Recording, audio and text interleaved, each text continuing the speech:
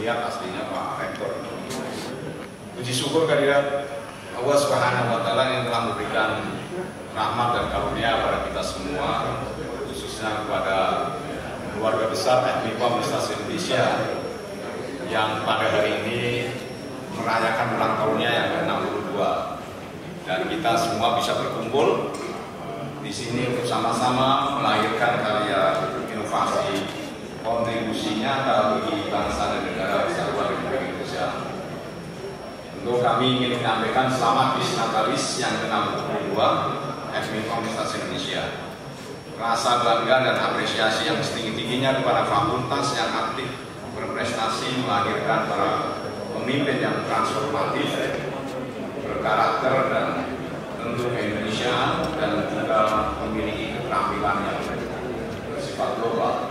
Kami menyampaikan sebuah sharing paparan berjudul FMIPA Universitas Indonesia dalam membangun masyarakat ilmiah menuju Indonesia 2045. Satu abad kita menjadi bangsa merdeka.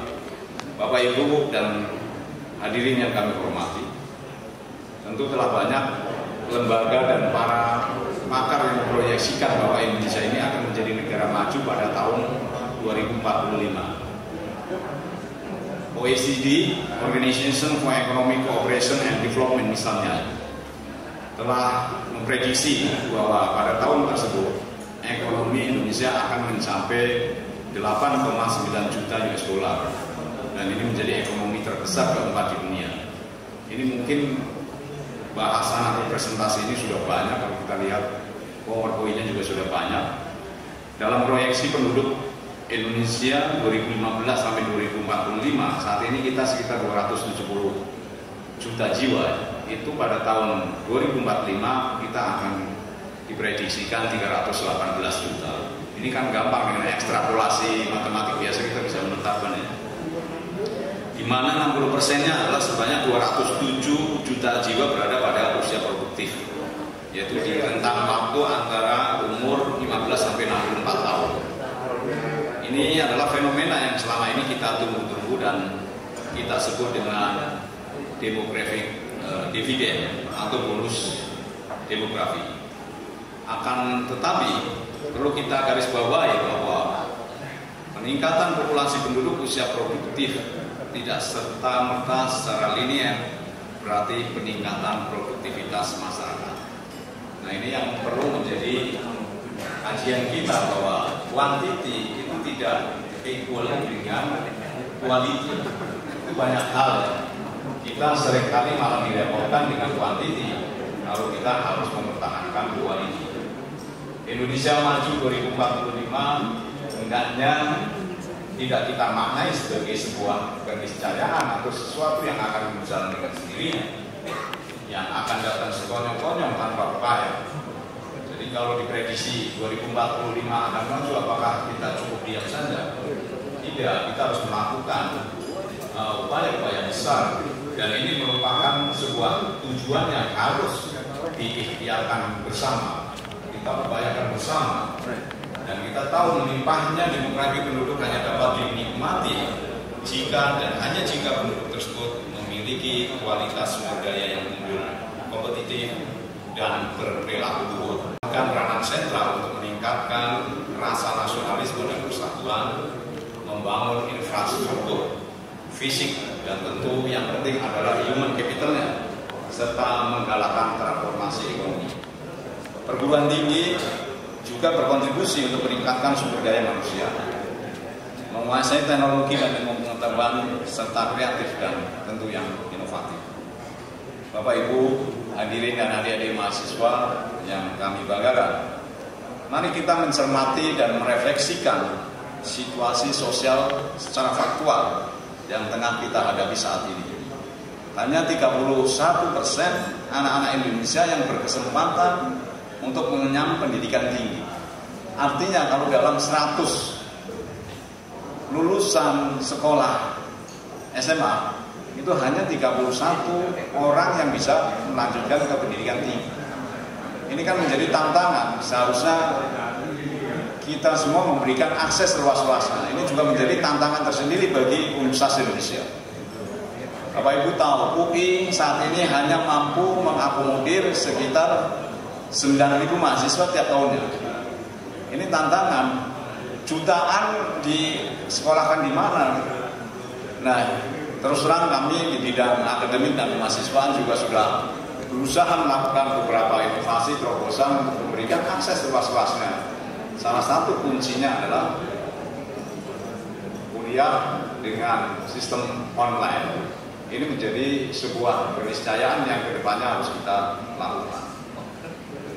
Dan dalam beberapa tahun kebelakang kita melihat bagaimana isu terkait etnisitas, agama, dan ideologi dijadikan komunitas politik untuk saling menjatuhkan satu sama lain.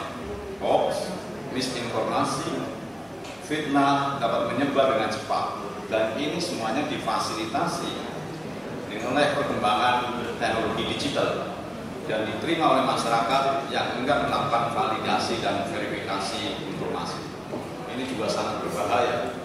Kalau kita tidak bisa menggunakan teknologi dengan baik, yang ada menjadi kemurahan. Dalam konteks sosial yang demikian, rasanya membangun masyarakat yang menjunjung tinggi budaya ilmiah harus menjadi agenda prioritas. Ya, kalau kita di MIPA harus bicara saintifik. Ya. Masyarakat ilmiah adalah mereka yang memiliki kepatuhan terhadap metodologi pencarian kebenaran untuk mengambil kesimpulan yang logis dan dapat dipertanggungjawabkan. Mereka yang mampu memproduksi kebenaran ilmiah karena berpegang teguh pada metodologi yang dapat diandalkan, serta yang mampu membedakan opini dan pengetahuan. Maka ini penting ya, kalau kita anak MIPA mensitasi untuk tulisan skripsi terus mengambil dari web internet, itu tidak diperkenankan, jelas, karena itu antara opini dan pengetahuan itu harus jelas, kita harus bisa membedakan. Sehingga kita dapat mengidentifikasi permasalahan, memilah informasi, dan juga mengemukakan jawaban atas permasalahan dan pertanyaan. Jadi berpikir secara ilmiah bukan hanya milik saintis, melainkan siapa saja yang dapat berpikir ilmiah seperti layaknya seorang saintis yang mempelajari metode ilmiah dan menerapkan paradigma untuk memecahkan masalah natural dan sosial di kehidupan sehari-hari. Bapak, Ibu, dan adik-adik yang kami banggakan, dalam bahasa yang sederhana, salah satu tugas utama kita sebagai kaum pendidik adalah mendidik masyarakat mau berpikir kritis. Ini penting. Kita harus menanamkan kepada mahasiswa kita untuk selalu kritis. Dengan kemampuan tersebut, mereka dapat menemukan jawaban yang paling reliable atas pertanyaan dan menyajikan solusi atas masalah. Dengan kata lain, berpikir kritis merupakan bekal bagi masyarakat untuk mencari pengetahuan yang andal tentang aspek-aspek kehidupan bermasyarakat serta tidak terbatas dalam studi tentang fenomena alam semesta. Terdapat 3 komponen sentral dalam membangun masyarakat ilmiah yang sangat identik dengan apa yang selalu kita lakukan di MIPA Universitas Indonesia. Pertama, mungkin kita selalu mengedepankan yang mungkin tadi Pak Rektor juga sudah menyinggung yang kita sebut empirisme. Ya. Ini merupakan penggunaan bukti-bukti empirik atau data-data yang dapat dideteksi oleh tentu dari indera kita. Bukti empiris ini sangat penting agar setiap penemuan atau kebenaran ilmiah yang kita klaim dapat diperiksa dan juga direplikasi oleh orang lain untuk menghasilkan sebuah kesimpulan yang sama tentu. Misalnya saat kita mengklaim suatu kerawanan bencana atau potensi migas di suatu wilayah, klaim tersebut harus dapat diverifikasi kebenarannya oleh orang lain dan tidak menjadi kebenaran yang sifatnya subjektif bagi kita sendiri. Komponen yang kedua yaitu rasionalisme atau mempraktekkan penalaran logis. Kita menarik kesimpulan dengan merunut hubungan antar variabel secara cermat dan akurat. Logika memungkinkan kita untuk bernalar dengan software. Komponen ketiga adalah skeptisisme, yaitu sikap terus-menerus mempertanyakan keyakinan dan kesimpulan yang sementara kita pegang. Dengan sifat tersebut, kita memahami bahwa setiap kebenaran ilmiah yang kita pegang dapat difalsifikasi atau diverifikasi oleh orang lain. Kita menjadi orang yang berpikir terbuka, bermain, dan mampu menerima perbedaan pandangan. Kami yakin bahwa masyarakat yang kritis dan menjunjung tinggi budaya ilmiah akan memiliki imunitas terhadap hoax dan juga mungkin fitnah, yang memiliki kepekaan sosial dan kreativitas dalam berinovasi. Menjadi modal paling penting untuk penguasaan sains dan teknologi. Dalam jangka panjang, hal tersebut merupakan anak-anak tangga yang mencerdaskan kehidupan bangsa menyongsong Indonesia 2045, Indonesia maju. Bapak Ibu hadirin dan mahasiswa dari mahasiswa yang kami banggakan, saat ini FMIPA UI sudah menginjak usianya yang ke-62 tahun.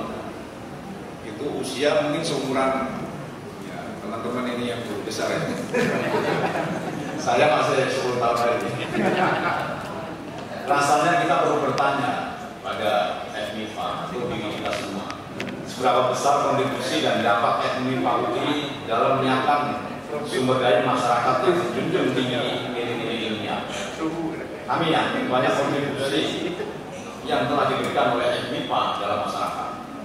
Pertanyaan tersebut merupakan turunan dari visi besar FMIPA untuk menjadi fakultas sains unggulan di bidang matematik dan sains yang mampu berperan di tingkat global, guna melanjutkan sains dan pembangunan yang berkelanjutan. Mungkin Bapak Ibu selalu diingatkan akan visi dan misi setiap kali kita akreditasi, ditanya apakah sudah disosialisasikan. Sekaligus sekalian kami mensosialisasikan. Jadi saya pikir ini harus sudah di luar konteks kita untuk selalu menginternalisasikan diri kemana arah dan tujuan dari FMIPA Universitas Indonesia ke depan. FMIPA Universitas Indonesia memiliki instrumen dan perangkat untuk mendidik masyarakat agar gemar, bernalar, dan membudayakan sikap kritis. Dengan memanfaatkan teknologi digital, misalnya saat ini kita dapat menyediakan materi pembelajaran daring atau yang kita sering sebut sebagai massive open online courses, yang tentu ini menjangkau seluruh penjuru negeri serta memberikan kesempatan belajar kepada para generasi muda. Di tengah rendahnya angka partisipasi kasar yang tadi 31% tadi, perguruan tinggi di Indonesia khususnya FMIPA itu dapat memanfaatkan beberapa kebijakan baru yang mungkin telah dikeluarkan oleh Universitas Indonesia. Di antaranya adalah Pre-University Program yang tentu memiliki niat untuk menyamin benih-benih intelektual muda Indonesia dan memperkenalkan budaya ilmiah kepada mereka. Selain itu, riset dan pengabdian pada masyarakat seyogianya juga diintegrasikan dengan tujuan untuk mencapai agenda-agenda global seperti Sustainable Development Goals agar mampu meningkatkan taraf kehidupan dan daya saing masyarakat. Mahasiswa FMIPA Universitas Indonesia juga harus mampu menjadi duta dan juga pionir di lingkungannya masing-masing dalam hal kepekaannya menemukan masalah dalam kehidupan sehari-hari, menentukan metodologi yang paling tepat dalam proses pencarian jawabannya, serta menemukan solusi yang paling tepat terhadap persoalan tersebut. Penting bahwa sikap kritis dan terbuka harus menjadi budaya kolektif masyarakat Indonesia. Kalau kita menginginkan datangnya Indonesia maju pada 100 tahun Indonesia Merdeka 2045. Hadirin yang kami hormati, jika kita bayangkan FMIPA UI adalah seorang manusia pada usia 62 tahun, kita merasa getting old ya. Kita merasa tua. Tadi kawan-kawan saya melihat Pak Endang ini ternyata sudah berpindah ke dunia putih ya, bukan dunia hitam lagi. Jadi pada umur usia 62 tahun biasanya manusia sudah mengalami tanda-tanda ya, tanda-tanda penuaan dan juga penurunan performa dari organ tubuh kita. Degeneratif jelas. Dulu saya nggak pakai kacamata, sekarang kalau nggak pakai kacamata nggak bisa lihat juga. Itu semuanya udah mulai dikurangin nikmat oleh Yang Maha Kuasa. Kemampuan fisik kita cenderung melemah dan regenerasi sel juga kian melambat. makan makin banyak, harus kita kurangi. Manusia mulai mengalami pikun dan disorientasi dengan lingkungan sekitarnya. Namun tentu bukan demikian yang kita harapkan dari kiprah 62 tahun FMIPA Universitas Indonesia. Sebaliknya, FMIPA harus menjadi logam mulia. Saya bayangkan sebagai logam mulia yang semakin lama disimpan akan semakin tinggi nilainya. Kita bisa bayangkan bahwa currency uang, nilai uang setiap tahun akan mengalami penurunan, sehingga kita harus melakukan membalas atau terkait dengan inflasi. Tapi kalau kita memegang tadi sebagai logam mulia, kita akan nilainya terus bertambah. Jadi pada tahun 1960 dulu, ketika kali pertama FMIPA didirikan dengan nama FIBIA, saya bayangkan harga emas saat itu cuma Rp500 per gram. Jadi sangat murah sekali. Hari ini harga emas telah melambung di atas 1 juta per gram, atau meningkat 2000 kali. Inilah yang harus menjadi jiwa dari FMIPA. Begitulah seharusnya FMIPA Universitas Indonesia berkiprah dan bernilai di mata masyarakat Indonesia. Semakin lama kian dihargai dan disegani karena aktif berkontribusi melalui karya dan inovasi, menjadi pusat pembangunan peradaban ilmiah di Indonesia, serta menghasilkan lulusan-lulusan yang berjiwa nasional, berkompetisi secara global dan berkompetensi handal serta berwawasan global. Akhir kata, semoga Allah Subhanahu wa Ta'ala yang selalu merahmati pada sivitas akademika FMIPA Universitas Indonesia dan juga memberkahi para guru besarnya, memuliakan para dosennya, mensejahterakan para tenaga kependidikannya, mensukseskan para alumninya, serta melindungi para mahasiswanya dalam mencari ilmu. Sekali lagi, selamat dan sukses Dies Natalis ke-62 FMIPA Universitas Indonesia. Demikian yang bisa kami sampaikan, kurang lebihnya mohon maaf. Waqul muwaffiq ila aqwamit thoriq. Wassalamualaikum warahmatullahi wabarakatuh.